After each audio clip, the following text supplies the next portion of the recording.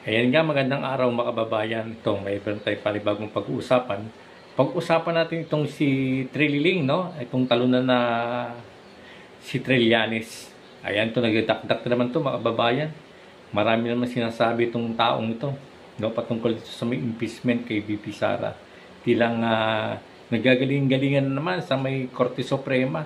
Kino-question niya yung ginawa ng Korte Suprema na questionin itong impeachment na hinain ito ng court ng Kongreso.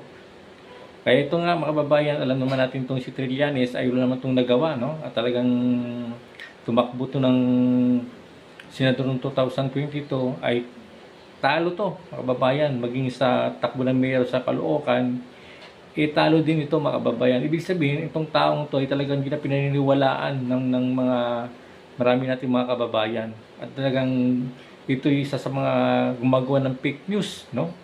Kaya ito nga, mababae pag-usapan natin itong interview ni Esquerra dito kay Trillanes. Ito nga, hiramin mo natin yung video niya, no, ni Eli Solidar, no? Eli Solidar, hiramin ko muna yung video mo para mabigyan natin ng reaction nitong kagdadak nitong Trillanes na ito. Ito mga kababayan. So sa ngayon ay tila nag-aabogado. Dito po sa House of Representatives, ito pong si Trillanes at kanyang iginigiit na wala raw pong nilabag ang House of Representatives dito po sa pag-impeach kay VP Sara Duterte. Pero ang Korte Suprema ay meron na pong kautusan na kung saan ay humihingi po ng mga dagdag na impormasyon. So ito, pakinggan ho natin na tila nag-abogado, parang mas magaling pa ako sa abogado At mga maestrado ng Korte Suprema, ito pong si dating Senador Antonio Trillanes. Panoorin po natin ito, no, sa interview niya kay Christian Esguerra. Na nagsusumikap na patayin yung impeachment by whatever means. So ito nga may mga nakakalap tayong impormasyon na itong impeachment daw ay baka ipa-dismiss nila through the Supreme Court. So, yan yung at ang nakakalap natin impormasyon ay ito ay ilalabas nila yung desisyon ng Supreme Court bago SONA sa July 28.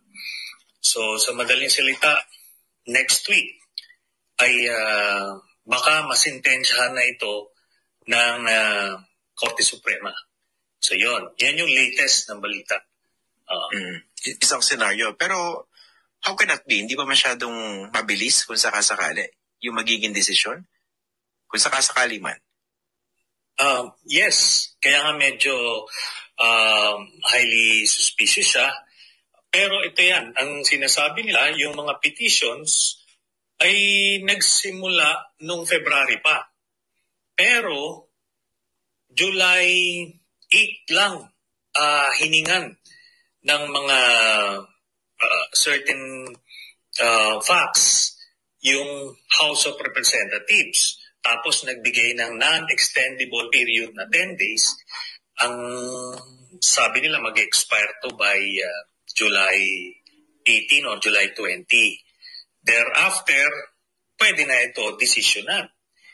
Okay, ang base dun sa mga nakikita natin na mga articles about this, ang primary contention nung petitions against the impeachment trial ay una daw nag-violate ng yung constitutional limit na 10 session days dapat na-refer na ito sa Justice Committee. So yan ang sinasabi. And because of that, magiging violation ng one impeachment a year yung itrinansmit na fourth impeachment complaint. Okay. Ngayon, pagka hindi ka privy dun sa mga nangyari sa House of Representatives, kung bibilangin mo lang, kasi yung first impeachment complaint, ito yung impeachment complaint na itinulak nung mga civil society groups, di ba? Tapos ito ay in-endorse ni Congressman Percy Sendanya.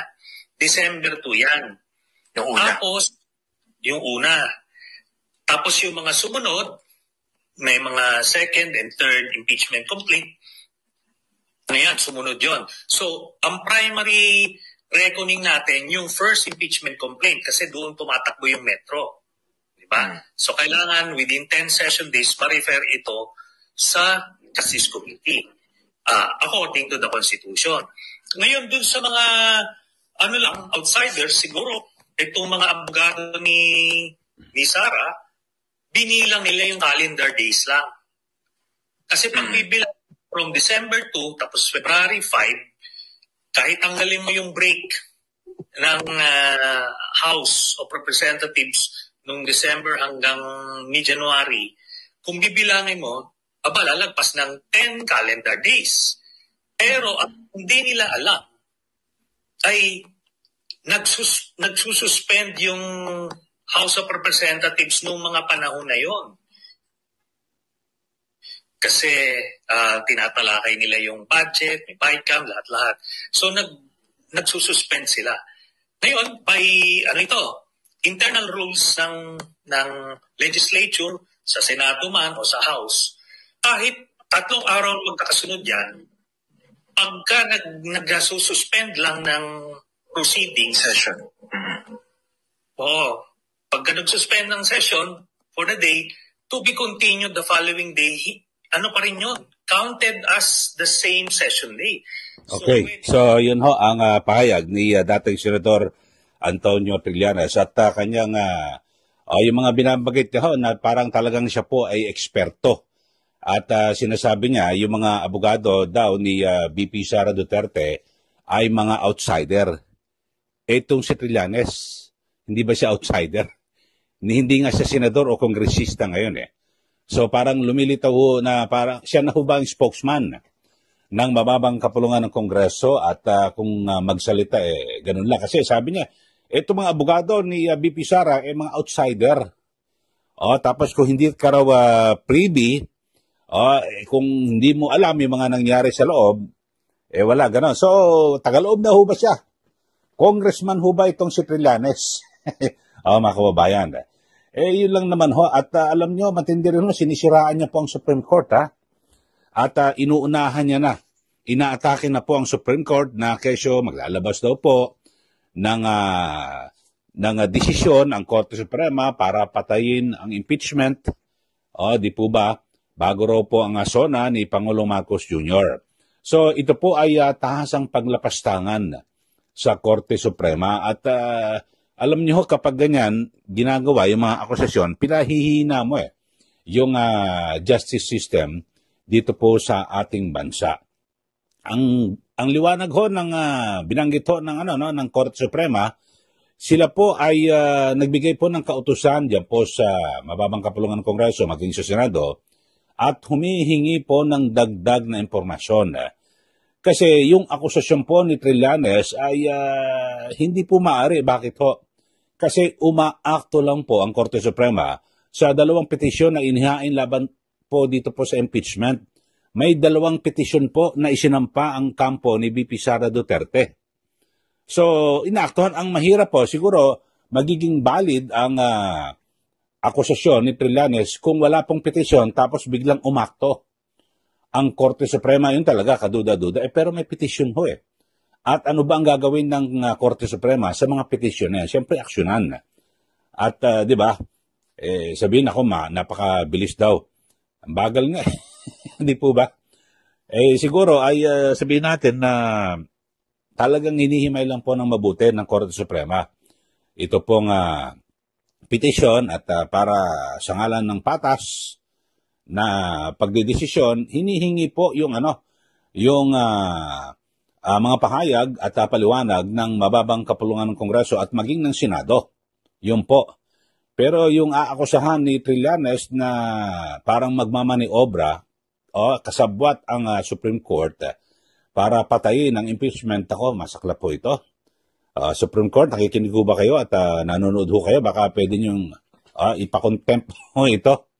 Ang sabi niya parang ang tingin niya ho sa mga abogado ni VP Sara Duterte ay outsider. Siya ho, hindi kongresista, hindi senador. Natalo nung nakarang eleksyon bilang mayor. Ano siya? Pero insider ho ba siya? O baka naman siya na po ang spokesman ng mababang kapulungan ng Kongreso. Yun lang ho. Kasi alam niyo ho, bilang isang responsableng mamayan, kapag ikaw ay magsasalita, dapat wag ka nang sumali sa gulo kung wala ka naman. Maliban na lang kung ikaw ay gagawing kasama sa prosecution panel, pero hindi ka naman abogado eh. Sundalo ka dati. Hindi ka abogado at hayaan mo yung mga abogado ang magsalita rito. Siguro, kahit na mga abogado, ang daming abogado dyan sa mababang kapulungan ng Kongreso at maging mga kongresista, sila na ho ang magsalita. Diba? Kasi mahirap po na magmamagaling tayo. Ako hindi po ako abogado eh. Lagi ko sinasabi, pag nagdi-discuss ako na isang issue, lagi ako may disclaimer. Sasabihin ko, hindi po ako abogado, pero ito ang aking pagkaunawa sa issue niyan. Ganun po lagi. So para hindi po na liligaw ang kaisipan ng taong bayan. Diba? Ganun lang po yun, kababayan. Okay, so siguro maganda. Alamin nga ho natin, ano na ho ba ang papel ni Trillanes dito po sa impeachment case na ito? Siya na ho ba ay spokesman ng mababang kapulungan ng Kongreso o parang siya po ay nag-aabogado o taga-atake laban po sa Supreme Court o ano ho ba? So siguro magpaliwanag ho itong si Ginoong Trillanes. Ayan nga mga kababayan, at pakinggan natin yung sinabi ni Trillanes. Talagang nagagaling-galingan to. Nagagaling-galingan na wala naman napatunayan pa sa kanya napatunayan. Talaga namang kung magsalita to, kala mo napakagaling na tao talaga. Ito nga kababayan, nagsalita na rin si Senator Chis Escudero nitong August 4 ay matutuloy na talaga itong impeachment trial. At kung wala pang resulta ng hinain ni VP Sara, kampo ni VP Sara sa Korte Suprema, ay tutuloy pa rin nila yung impeachment trial dito kay Inday VP Sara. Kaya abang-abang lang tayo sa maging sitwasyon at itong August 4 ay sana matuloy na, no? At ako, pabor din ako matuloy ito kasi nga para mapatunayan kung talagang malinis ni VP Sara ang kanyang sarili sa mga akusasyon ng mga naghain ng impeachment kay VP Sara. Kaya ito, mga babayan, at ang ganito na lang ating update dito sa may pahayag ni Trillanes. Kaya kung bago na kayo sa aking channel, please like and subscribe para update kayo sa aking mga ginagawang upload video. Bye-bye po and God bless.